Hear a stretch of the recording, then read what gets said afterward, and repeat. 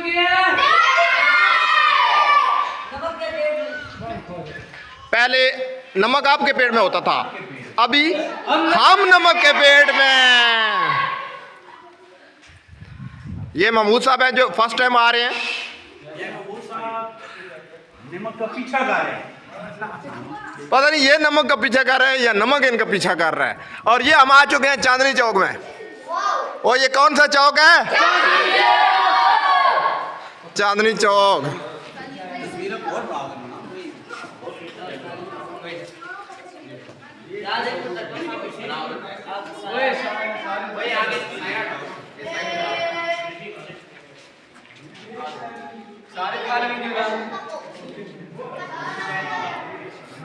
चलो साहब जी।